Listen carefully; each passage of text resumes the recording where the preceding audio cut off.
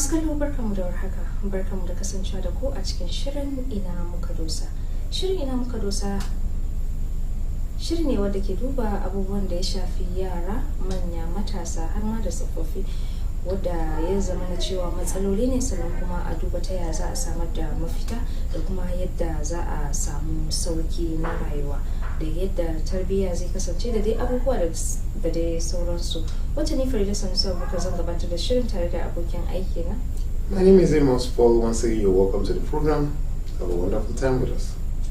To barka da wannan lokaci. Thank you, Farida. A yau za mu tattauna ne akan abin da yake da matukar muhimmanci, kuma abu ne wanda yake taɓa mutane da dama, wanda kuma ya shafi tarbiyyar yaranmu da kuma yanayin yadda yara za su kasance a rayuwa. A koda yaushe wani abu yana cin tuwo a kwarya, shi yasa na ce yau zan ɗauko shi musamman domin mu tattauna da shi ya zama to shine maudu'in mu na yau. Ka san so da dama idan aka ce yau iyaye suna samun matsaloli, sai ka ga duk wani matsalar da suke samu ana yin shi a gaban yara ne, ba ta ɓoye ma yara matsalar da ake samu. Sai ka ga kuma abun sai yana bibiyan yara, sai ya zamanto wani hali ne wadda suka ɗauke shi a jikin iyayensu, don kasan yara suna koyin abubuwa da dama daga gurin iyaye ne kafin nan su koyi na waje.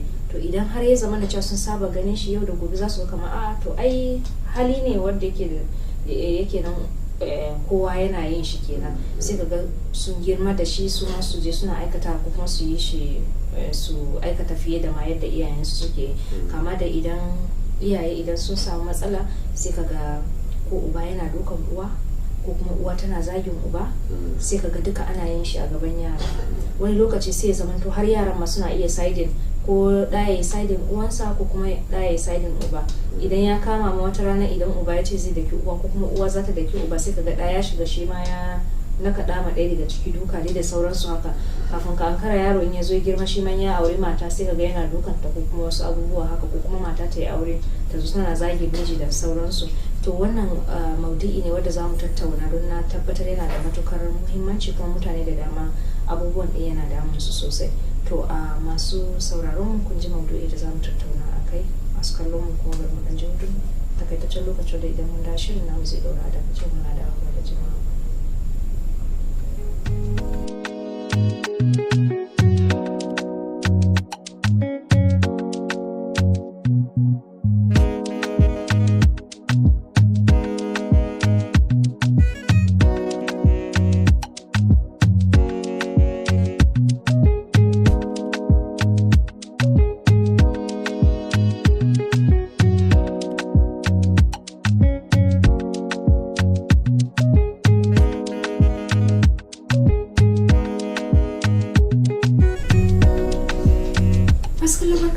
Daga hutun takaitaccen lokaci, idan yanzu ka zo bisa akwatin talabijin ɗin ko kuna kallon shirin ina muka dosa.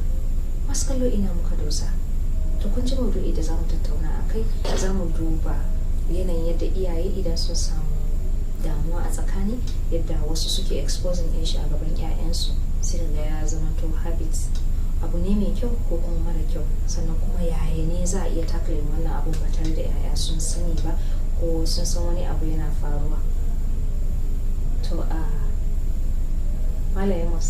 You know, as we were talking, I was quiet. I said, she has already finished talking. Now let's close and go. You sound like a rapper. Those rappers of those days, when they start, they don't end. So, yes, you didn't want to draw a breath. Maybe it's something you're very much interested in. Though you said it's been bothering you. So actually, viewers, truly, it's a life-threatening issue in the sense that whatever you teach a child, that's what the child will grow up with. Whatever you give a child, that's what the child will hold on to. They said, give him cookies and he's going to turn into what he can be able to eat. And when you give him sand, he's going to ask himself, what am I going to do with sand? Should I mold or do something? Yes. The question is, how do you present issues before children? And how do you do it? Let me take it to 90. I'm not a complete psychologist. I heard from a psychologist. 90% of what you do gives more meaning than what you say. Because your audible nature and how you say it, you understand, what you say and how you say it carry two different things.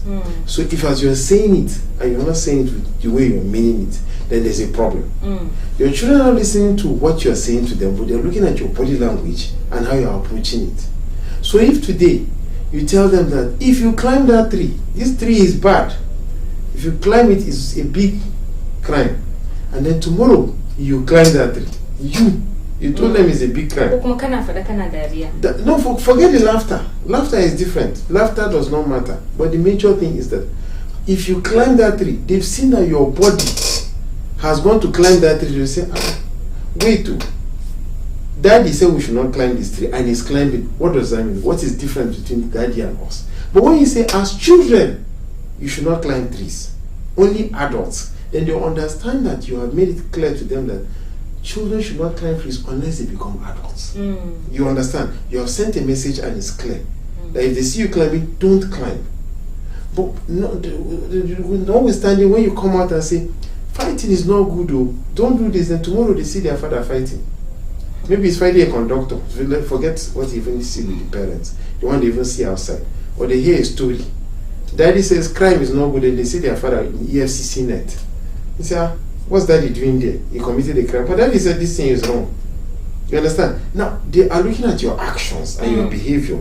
Psychology said the mind tilts towards the action and behavior much more than what you bring out to see. You understand? For example, do you know when you're speaking on radio to people, what you say, as people, ask yourself, when somebody says something on radio, are you not imagining the person when he's seated and how he's talking? You'll be imagining it in your head. Even if he's reading news, you imagine, okay, this person is seated like this and he's reading that. You are just imagining on your own. So that is how when you're talking, people are looking at you and trying to study you and see, okay, what is this person telling us based on his body language? So your body language tells a lot about children. To come back to the major issue, parents are telling their children, don't do this, don't do that, but yet you're doing it. Are you teaching them anything? You are not doing anything right. Rather, they will try to do it. I will still use myself as an example. I always tell my brothers, Daddy bought us ball. We'll say, Daddy said, play ball. We'll say, and Mommy is saying we should not play ball. Then why did Daddy buy us ball? Then we'll sneak out and go and play ball. And when we come back, Mommy will beat us. But we'll still go out and play. Do you know why? Because if the ball should bust, Daddy will buy another one. So ask me, which one am I going to listen to? He's giving us ball and say, go and play. Are you going to say you will not play ball? I will play. Because he has bought ball. He used his money to buy us ball. He has shown us from his body language, go and play ball. And Mommy is saying, for your safety, don't play ball. We'll say, okay, Mommy, we're going to where he's safe and we'll play the ball. You get it? So children always listen to body language. Not even just children. Every person listens to body language. So it goes a long way in training a child to become who he is. As a parent, you should watch what you do in front of the children. If you as adults in the house are always having clashes, do not make it in front of the children. Because as you're speaking, whatever you're saying, from that your heart, as you're saying it, the children are listening to what's coming out of your heart because your mouth is bringing it. They'll see the body language. You know, there was someone we spoke to some time back, and the person said, if we can recall that children tend to follow the heart of their parents, and they copy it and try to do better than what their parents did. So now you are teaching them all the negative things on the street. How do you think they're going to end up? If every problem, maybe one parent is trying to look for where to hide. Take for example, that one is always easier with the mothers. The mother will say, your father, all this thing, he did this, he did that. Why are you telling the children what their father did? You're looking for sympathy. And that sympathy from your children, is it going to change anything? Rather, you're hardening their heart and causing them to become more hardened and difficult to understand. Kasam, idan ka dubi abubuwan da fuskoki daban-daban, yau a ce kuna samun matsala yaya suna je. Okay, an san cewa rayuwan aure ma shi sa ake cewa ayi hakuri. Harshe da hakuri ma suna iya samun sabani da lantana mata da miji, zaman dindindin, zaman shekara da shekaru. Yau ne mama, yau da gobe sai ka ji ka ina gaji da ita bari in dan canza, ko kuma ka ina gaji da shi bari sake sabon saurayi. Bellantana a ce mata da miji. Shi sa ake cewa zaman hakuri ba. to amma sai ya zama na cewa iyaye suna samun matsala sannan kuma sai su dawo su zo suna yin abubuwa a gaban yara. To kaddara ba ma yin abubuwa a gaban yara ba, zaka ga uwa ta zo sai ka min kaza na menene waye ai kai surutu irin a gaban yara suna ji. Bayan haka kuma sai ya sake zama na cewa idan tana yin surutu ai uban ya mun kaza, shi ya kamata ya cefane ba zai cefane ba. Ubanku shi ya kamata ya dauki dauni, yanzu ya bar min komai a kaina, dubi ma yanzu kinku yake yi, ka gane yana bambanci ma a tsakaninku. Shi ya kamata ya muku kaza amma ya banni da komai. Me kike koya ma yara? Cewa ubansu baya son su. Yes. Su kuma za su so ubansu ba za su so shi ba. And don't forget, maybe the father is kind of stern disciplinarian. So because of he's a disciplinarian, they always assume that is wickedness. Because he's ka drama a ce ma bai da irin wancan fuskar ne. Sai gobe ka ji ya ce wane kaza zo ka je kaman kaza, ko kuma wane kaza ya kai kaza, sai ya mishi surutu irin ya aikata ba daidai ba, sai kaga yaro ya fara gunaguni irin ya fara surutu ma uban. Dama mata ce ka sane ne ai dama kaza menene, sai yaro ya fara gunaguni. Wancan kuma ya nuna cewa raini ne, raini ya riga kin haifar da raini tsakanin da uban shi. Bai sai aike shi ba zai yi surutu da sauransu. Sannan ke kuma kin tashi sai ki ce kana ma uban kasawa, wannan ai ka raina shi, to waye bada kofa? Ke kika bada kofa. To aje kuma gobe idan ya dawo zai fara yi miki, saboda kin nuna mishi cewa iyaye ba a bakin komai suke ba. Billantana a ce gobe ya fahimci cewa abun da kike faɗa mishi nan ba haka yake ba, ai sai ɗauke ki abokiyar gaba.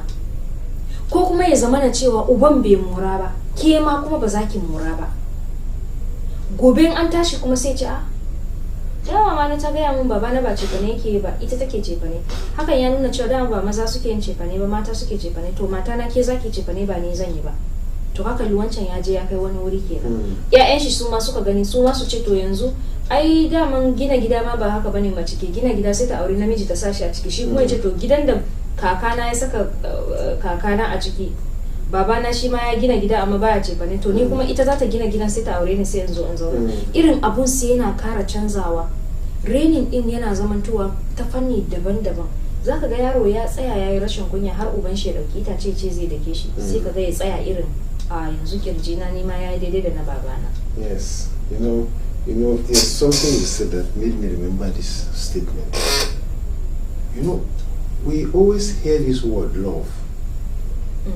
But people say love, people say so many things, but people don't really sit down to study what love is. Do you know what love is? Love, if you see two people in love, that's why they say it is fools that fall in love. Do you know why they say fools? Because let's take for example, maybe you say this person, I'm in love with this person. You get it? Do you know what that means? No matter what that person does, you are blind to the fault. You will tell yourself, I will manage and tolerate everything you do. So na iya mai da mutum wawa. That is why I said you're a fool. Zama makaho baya ji baya gani. Yes, when you are in love, you're a fool. But the moment you begin to open your eyes and say that this person is wrong here, this person is wrong there, that means you're not in love again. Are you getting what I'm saying? Because no matter what, if there is real love, you tolerate everything. What am I saying now? If parents love themselves completely and genuinely love each other, they will never allow these cracks to be built on the walls of their family, because basically they've done something. They have cemented the floor and nothing can grow into it. If the children swim, they just see love. If they swim left, they will see love. They see their parents showering themselves and smiling. Not that they don't argue over some things, but they get over it and they solve it quickly. In discreet, yes. That's why they said the bedroom is not just to create children, but it's also a time to make war and to make peace. you simply do your argument and do everything. As one man once told me, he said, we used to fight. We will fight as if we would do wrestling. But the moment we come out and sit before our children, we will smile like there's no tomorrow. I said, how do you do it? He said, maturity, understanding. And we believe that we know that the children are the bedrock, and we have to make sure that we make them understand that everything is beautiful.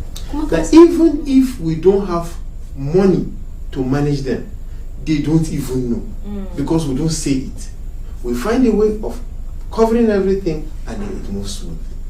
Kasan irin yawan samun sabani wadda ake nuna ma yara, zaka samu wasu iyaye haka suna iya su yi fada, amma uba ya daki uwa ko uwa ta daki uba, sai kaga yaro ya zo ya makale har ya ji ya gani. Wani yaro ba zai iya dauka ba, zai ji ya kuka, sai kaga ya affecting din shi, ko makaranta ya je ba zai iya karatu ba. Why are you going too far? When you were a child, you can remember so many things that happened in your home, positive and negative. Most especially is the negative one that even sticks more than the positive one. It becomes like a scar in your body. Shekaruna nawa yanzu a duniya, amma ina iya tuna wani abu da faru da ni tun ina da shekara 6. Yes, because if it's the painful ones, you remember them clearly. The sweet ones, you don't tend to remember them easily, but the painful ones are the ones that hold on to your brain, and then they become a memory that you keep on reflecting. If you close your eyes, it reflects and passes. That's why they said psychologists have a long way to go. Even as an adult now, there are some memories of things that happened to you that some people maybe scalded and injured you or annoyed you, that when you see them tomorrow, when you remember, even if you're smiling with them, you remember, then you retract yourself, because the pain is there and is disturbing you. Not to talk of a child that his mind is very mild and he's ready to absorb everything that comes to him. Kuma a cikin tarbiyya da muke ba mu yaya, waɗannan abubuwa, rashin faɗa a gaban su yana daga cikin tarbiyya. Sannan kuma daɗin daɗawa, muka ce duk wani abu da kake yi a gaban yaro shi yake ɗauka, musamman idan aka ce tausayi, nuna soyayya.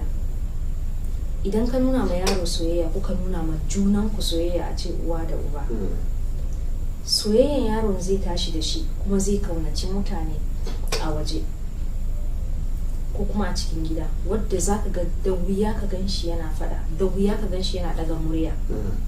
To amma idan ya zama na cewa kun tashi gidanku ya zamanto gidan biki, haka zan ce, ko kuma ce gidan party, saboda gurin ne hayaniya yake tashi ba. It sounds good. Why not call it a wrestling ring? There's this place where the Hausa people call, where they do wasan dambe.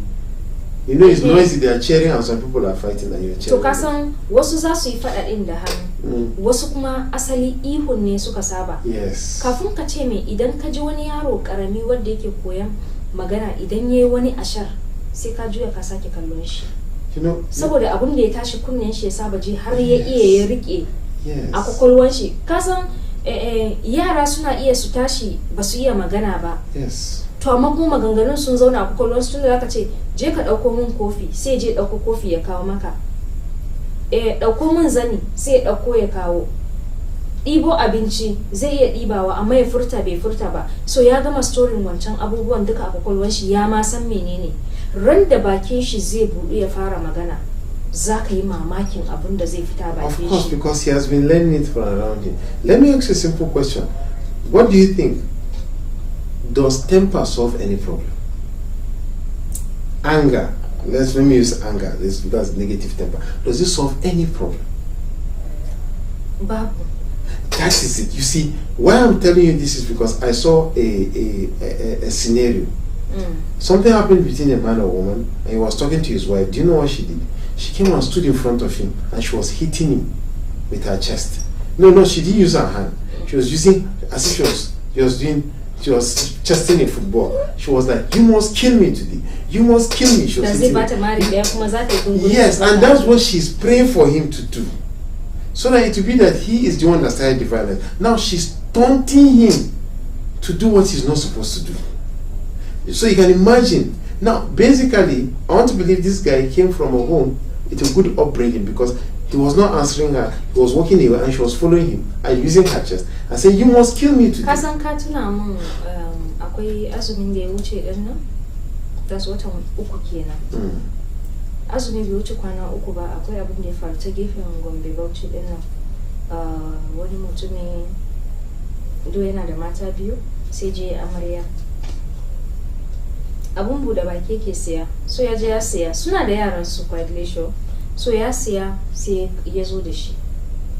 An ga an je an dawo da niki an shiga ɗakin amarya.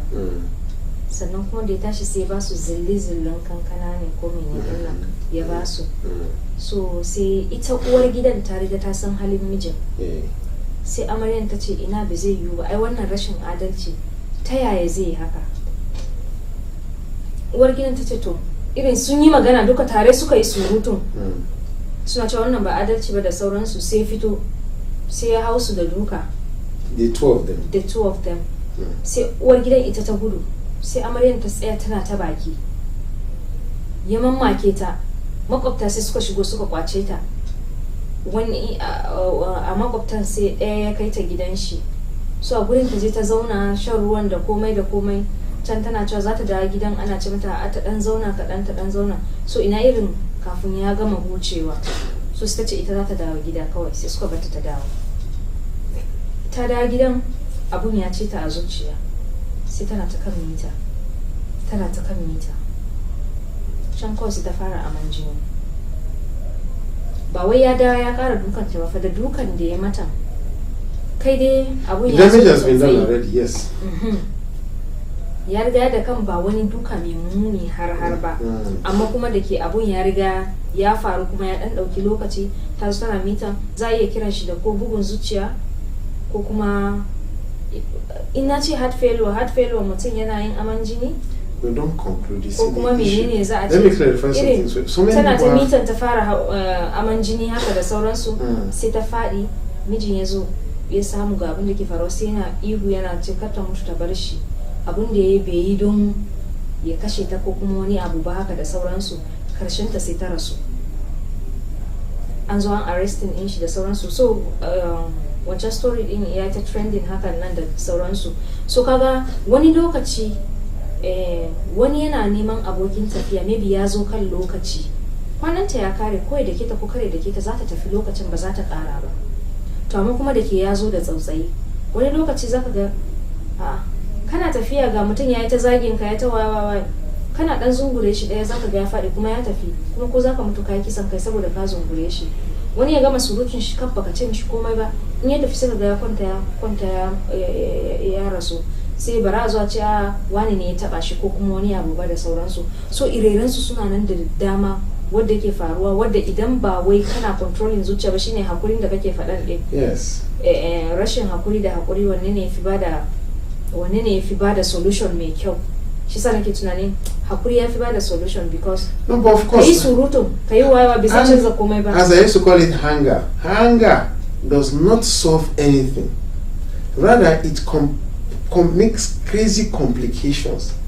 Let's take for example, looking at our backgrounds. Maybe you grew up from a home that is gentle, it's scary, you've seen love with your parents and everything. I grew up basically on the street. I'm a roughneck, you understand? When we start talking, I say, hey, don't even annoy me, just keep quiet. You're not used to your parents shouting on you and like, so you're like looking at me, what is this man doing? Because you didn't grow up with that barbaric attitude of life. You grew up as a gentle person. I always use the example as a child that one of their niece came from the village, and the niece was insulting her. She was using vulgar words on her. This girl went to a corner, she was crying. The niece was even wondering, why is this one crying?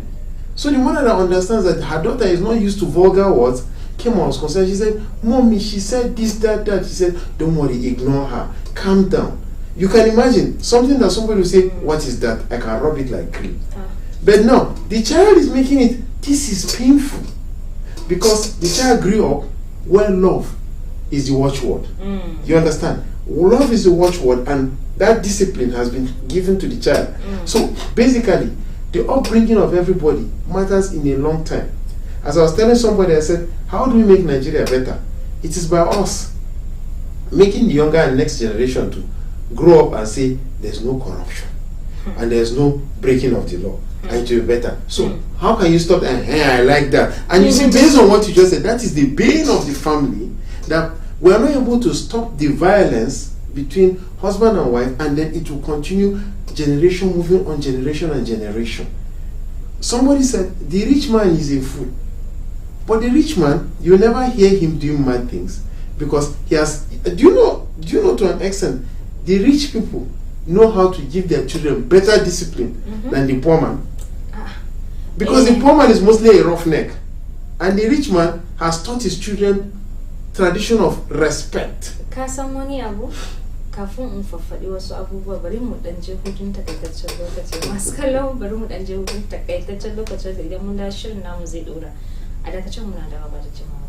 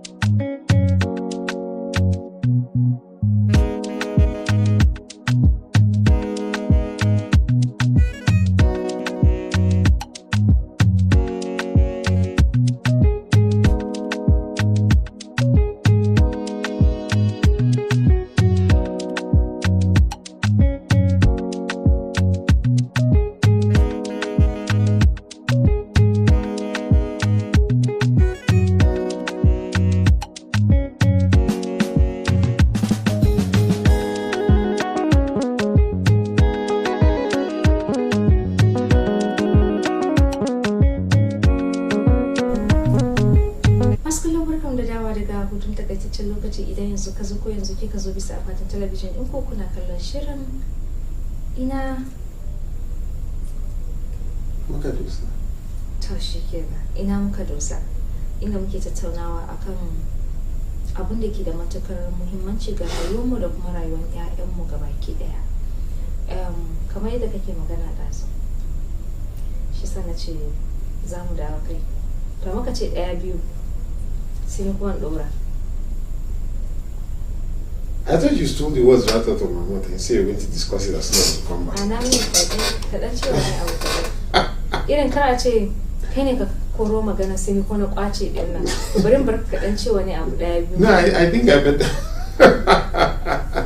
Okay, basically we're discussing on the issue of the way parents grew up, their background, the way they do, and the bitterness that comes with the issue of child bringing. You understand?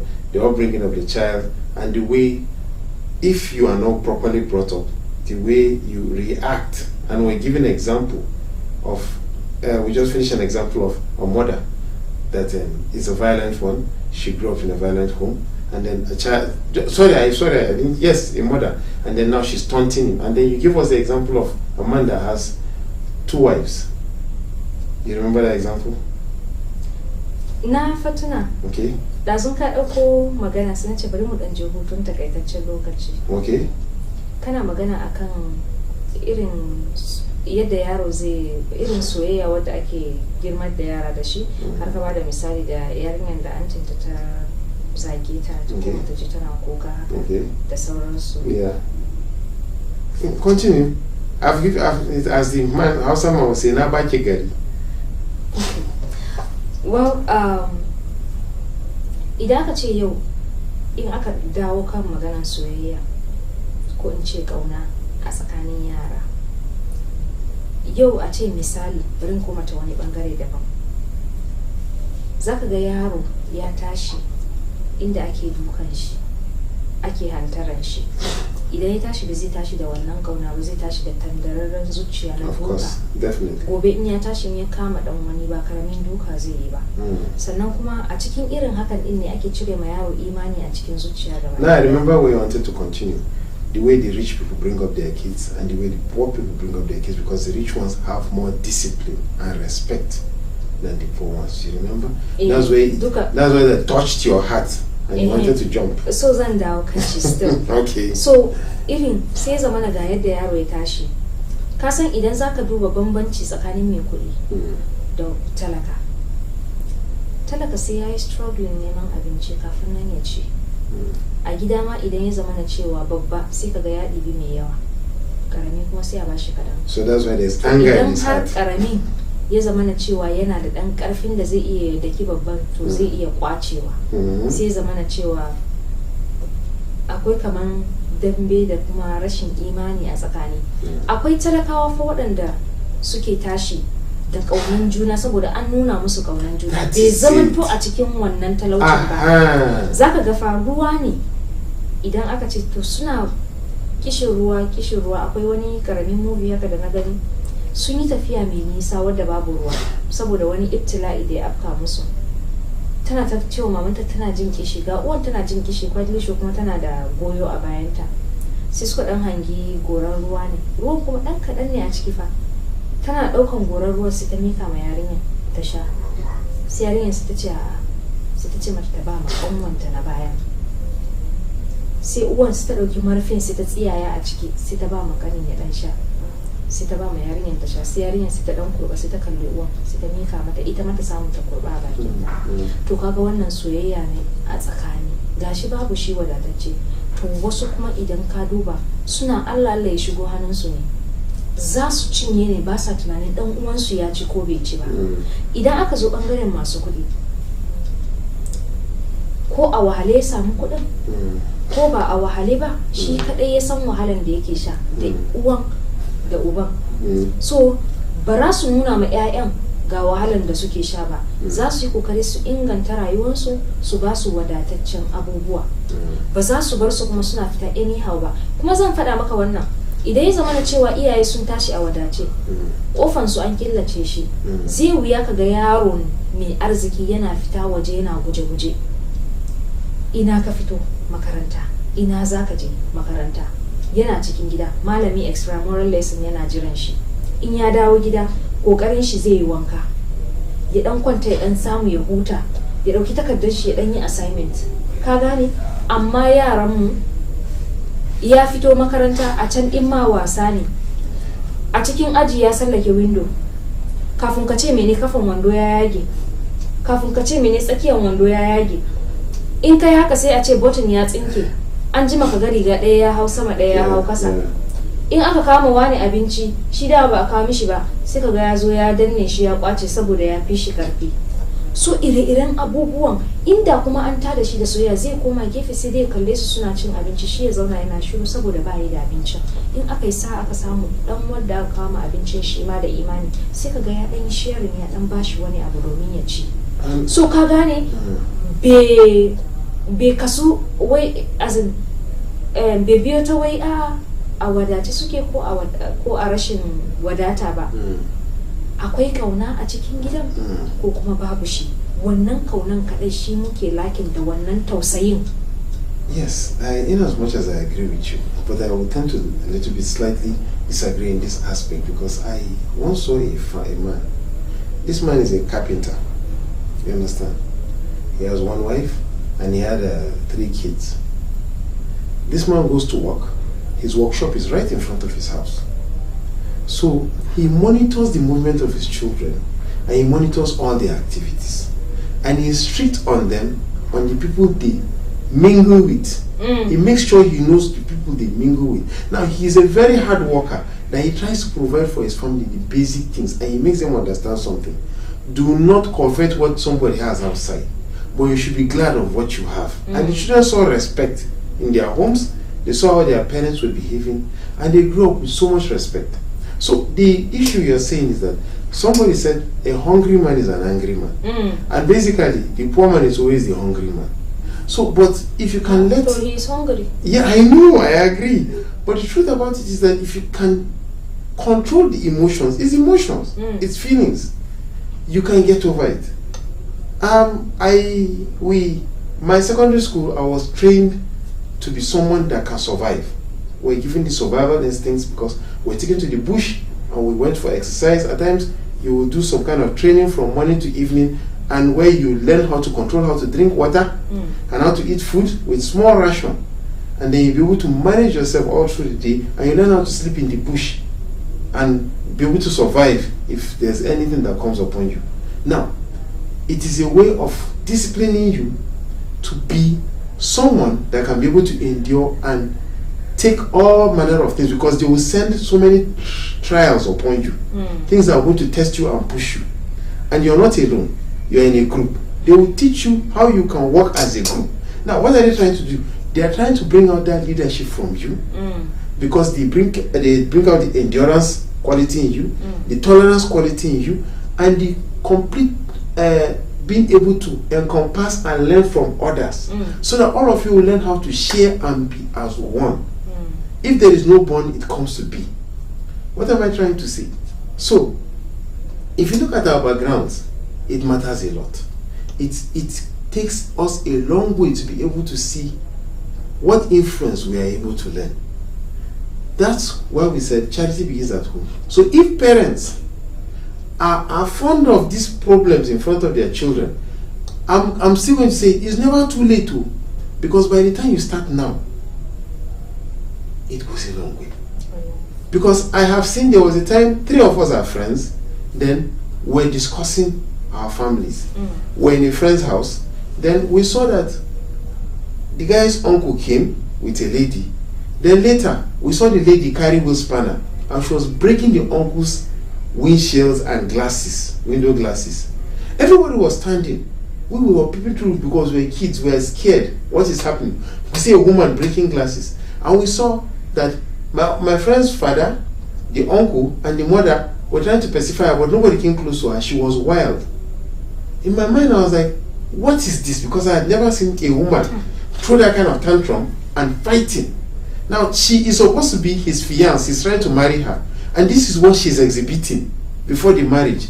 Me as a child, I was confused. Because I had never... See, it's still fresh in my memory because I can still remember that vividly. I said, a woman wielding wheel spanner and breaking glasses. That is the issue. So, I saw it and it stuck to my brain that 3 of us as friends were sitting down. Then the other one was like, what's there? I've seen wars in my house.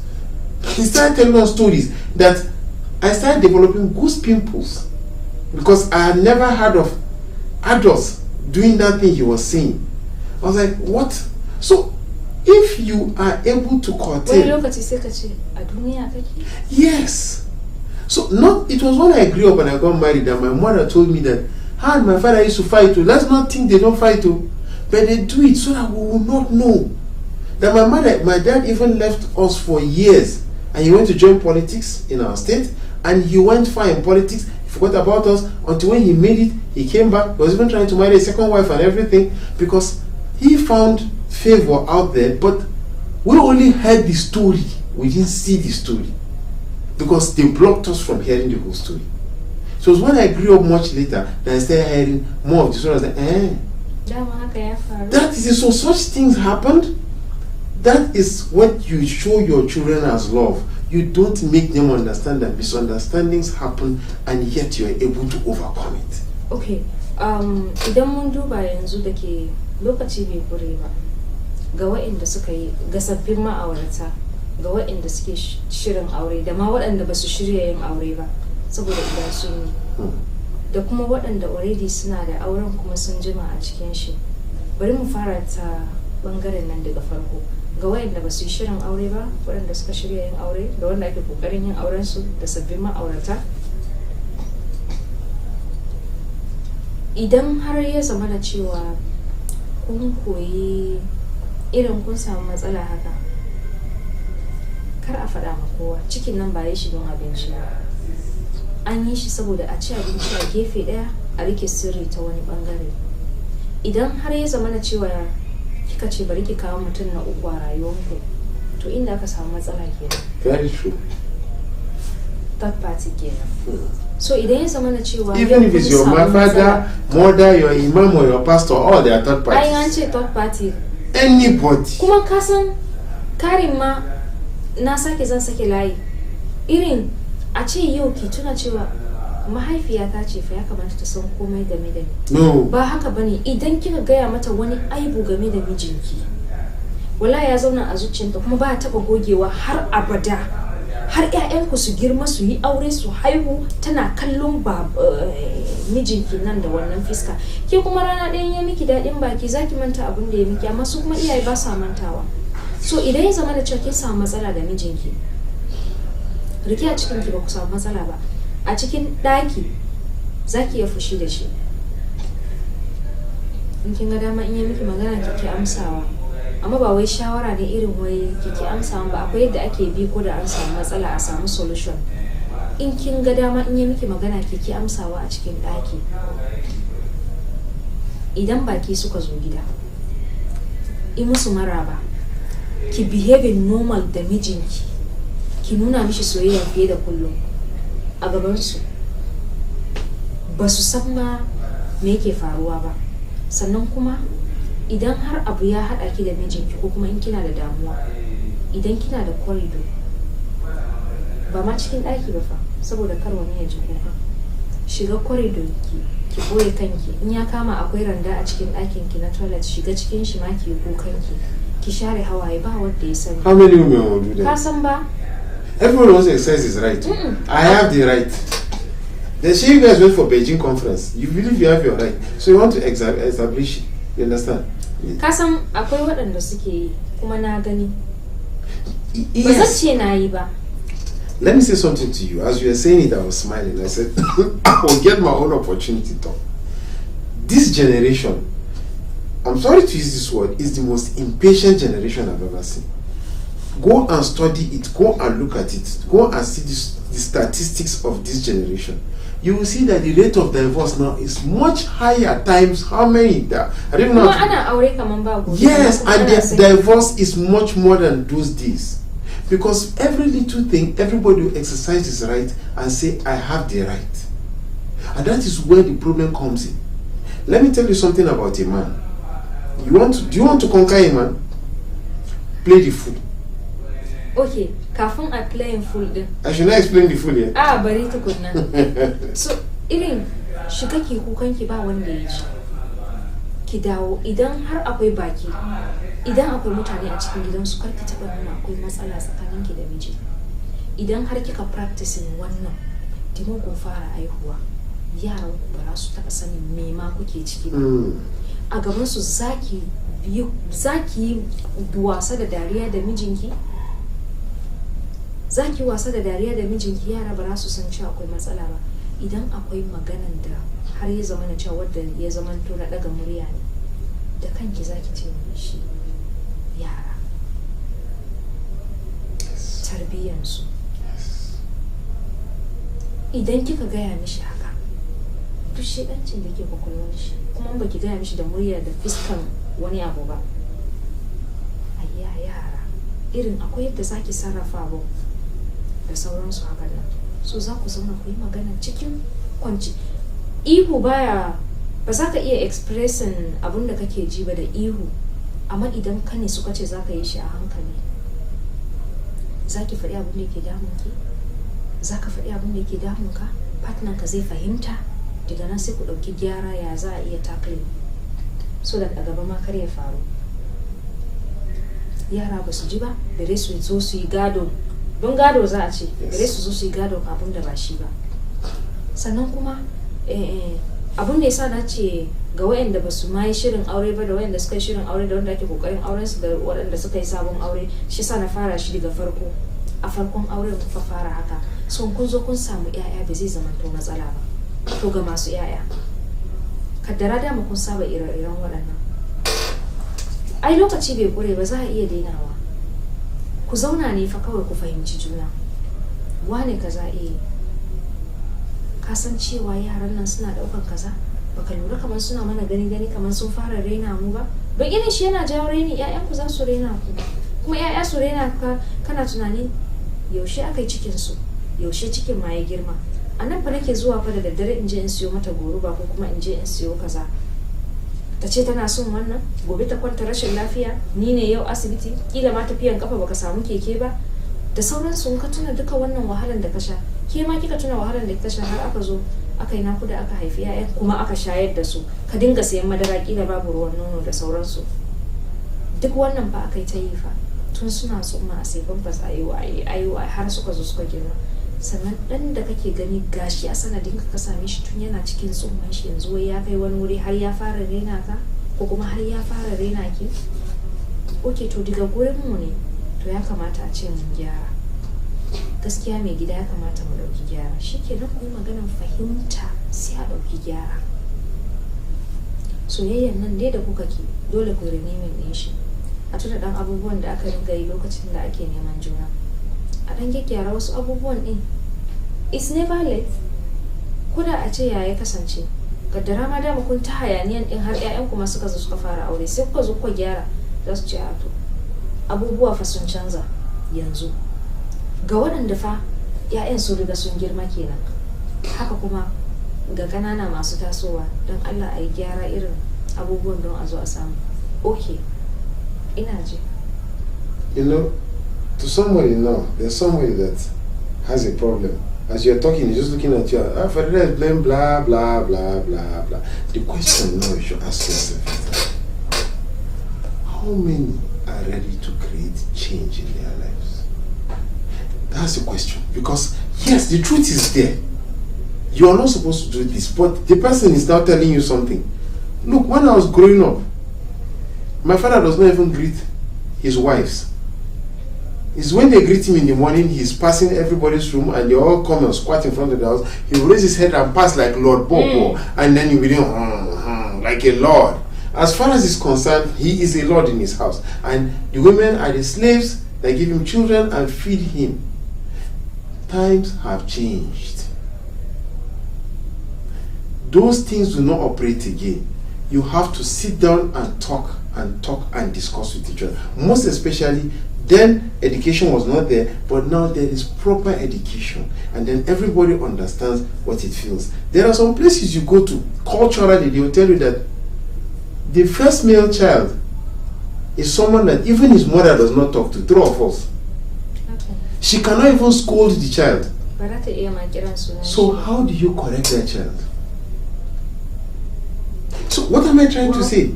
You see, the issue is that there are some things we ought to learn how to adjust to make it work. A woman is someone you should listen to.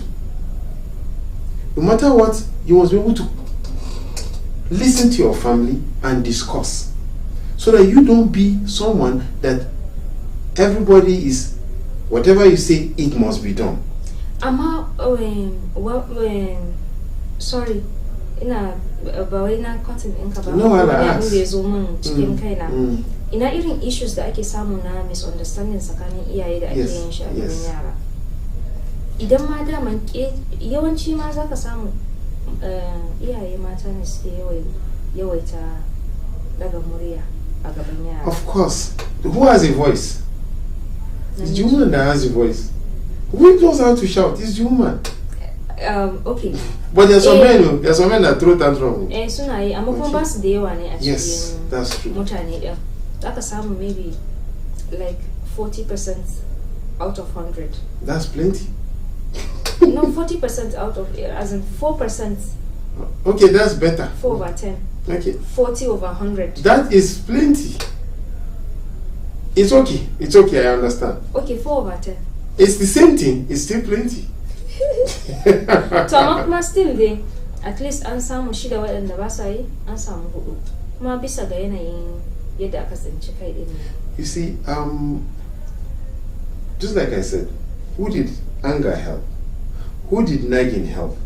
Who did complain help? All these things will not help. You said something earlier on. When you're angry, bottle it up, sit on it, and console yourself and tell yourself, I will get over it. And if there's a way you can be able to, just like I told you, I'm going to say it, that a woman, if you want to overcome a man, go back to our mothers of those days. No matter what a man does, they will put their heads down. Do you know, no matter how tough these men are, they come and succumb and calm down? Because they realize that I am beating a bushel and the bushel is not answering me. Then they look at themselves and say, come, am I a fool? I better calm myself down. Because this person is only telling me sorry. And yet, I know some of these things I did are wrong. You who is having that peace of mind to say, I am sorry, you're not a fool. You're trying to make what? Peace. To, kasan idan aka ce yau kuna samun matsala dan do ko da a ce baki bace da laifin in yana surutu sai ki shiru.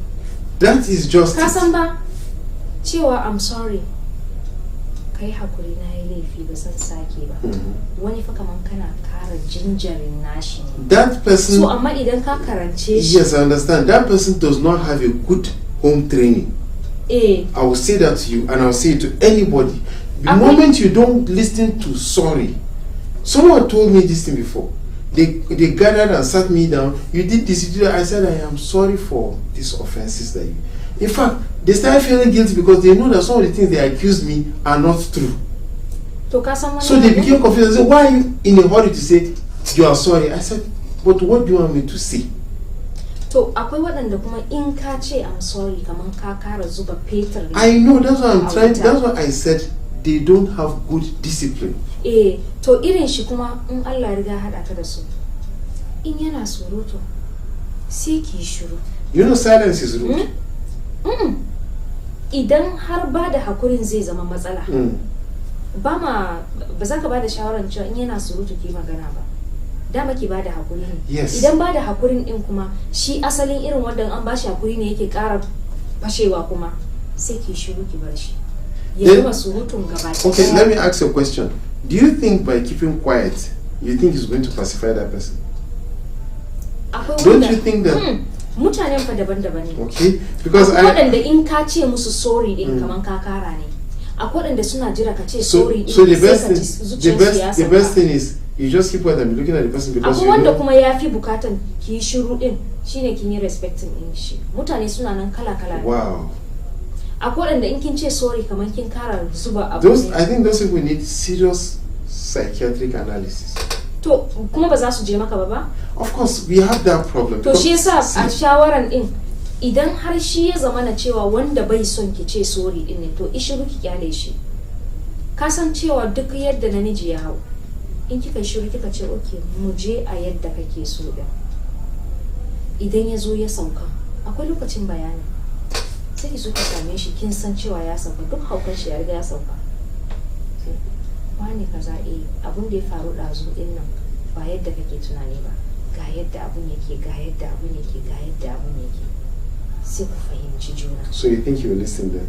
Akwai wanda zai saurare ka akwai kuma wanda bare saurara ba so idan har kai shirun abun ya wuce sai a bar shi ya tafi da haka. Okay, I quite agree with you, I understand.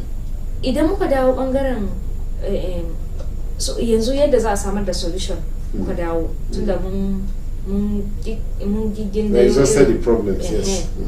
Idan ya zama na cewa ke ce dama yawanci kike kawo problems na yara su san cewa ga abu na faruwa daga zaran maybe ya ce miki a kaza kin bashi amsa ya dan zungure ki kawai sai kika iyo ki saka wayo zai kashe waye yara su fara ji da sauransu ire-iren abubuwa da hakan nan ko kuma da ya ce miki kaza ko kuma da ta ce kaza kawai sai muryan wani ya fi wani da sauransu. Idan har ke ce ko kuma kai ne mai fara yin complain ma yaro, don akwai da suke ajiye yaro musamman su faɗa musu maman ku kaza, maman ku kaza, maman ku kaza, baban ku kaza, baban ku kaza, baban ku kaza.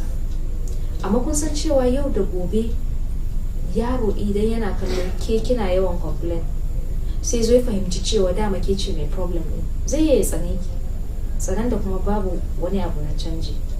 Okay, akwai kuma yadda zai iya kasancewa cewa maybe shi ba mai kwakwalwan ya duba ya kalli asali ne ke faruwa bane, sai zama na cewa wancan tsanan da ka sa ma yaro a cikin zuciyar din ya zauna kenan fa har abada, ba zai kyautata ma uban ba. To me riban ka? Babu shi. Yau da gobe idan aka ce ba uban kuma zai dawo kanka. So yanayin yadda kika tashi da yaran ya kamata a ce duk abin da za ku yi a tsakaninku 'ya'yan kar su san cewa akwai matsala a tsakani. Kar ki zo ki ce zaki to kin dan da kika haifa a cikin ki ne zai da ya haife ki ne, shi zai solving problem naki ne. Me yasa ake samun waɗanda suke iya su ji matsalolinmu sannan kuma su ba mu shawarwari a kai? Idan har ya zamanto dole abun ya fi karfinki, za ki iya samun ire-iren waɗannan ɗin domin su ba da shawara, ko kuma ka samu ire-iren waɗannan don su ba da shawara. Akwai waɗanda suke yin mistake, zan gaya ma ƙawata problem ɗina, zan gaya ma abokina problem ɗina, gobe sai ya zamanto abun gori a gurin mutane. Ya je fara cewa wane ka ai matan shi ba karamin cin ƙanyen shi take yi, ai matan shi kaza kaza, ko kuma wance ai mijinta kaza, ai mijinta kaza ne. A maimakon ki samu sauki sai zaman to an sake samun matsala, wani abu ya sake hargitsewa da sauransu. To shi sa samun solution na problems din mu dole ne kawai mu zauna mu ƙara fahimtar juna. Sannan kuma gaskiya abun din yana faruwa ne tun kafin aure ma. Idan kun fahimci juna, maimakon ku samu lokaci ku fahimci juna ga yadda yake, kuma communication ne yake kawo understanding, a fahimci juna gashi nan me muka tsara a zaman gidan aurenmu da abubuwa da ya makamanta haka din nan. To ka auri mata baka san halinta ba, kin auri miji baki san halin shi ba. Kuma zaman aure ba wai zaman a ka zo na zo irin kuma za a watse bane, a ka zo na zo fa kila mutuwa ne kadai zai raba. No, they scatter. How's it scatter? It's allowed. Ai ba yanzu a addinance babu addinin da yake son saki. But is allowed. An halatta shi, amma kuma saki yana girgiza al'arshin Allah. Can I ask you a question? Is sin allowed? It's a question. It's just yes or no. It's not allowed, but we still sin, right? That is it. So you can't just rule it out that it must happen. Divorce must happen, because it will reach a place that it might be very dangerously bad. Dangerously bad, because one of the parties or the two parties do not just want to tolerate and understand issues. You know, as you were saying, I said I will say this. I have 3 kids. I gave them names that people were wondering, why did you, even though they are, my fathers gave them their own names. You understand? Okay. Love, patience. I realized that in this world, if you're not patient, you will not survive, even in marriage. Love. I realized that if you don't show that true love, you can never survive. Then last one, I said, trust God that He's going to cover all your problems. I just crowned it up with that to say, this is what I believe can give you peace. Amen. To masu kallon mu duka nan muka kawo ƙarshen shirin namu na yau, duba da yanayin lokaci har ma gaba ɗaya mun ma makara. To duka nan muka kawo ƙarshen shirin namu, sai kuma wani sati idan Allah ya kai mu. A madadin waɗanda suka taimaka shirin ya zo gare ku, ni Farida Sani Sabokar wacce na gabatar, kuma nake fata za ku ɗauki shawarwarin da muka bayar tare da abokin aiki na. Amos, it's a choice, so you don't have to take our advice. Do what you feel like, but there's repercussion to everything. Ku kasance tare da sauran shirye-shiryenmu.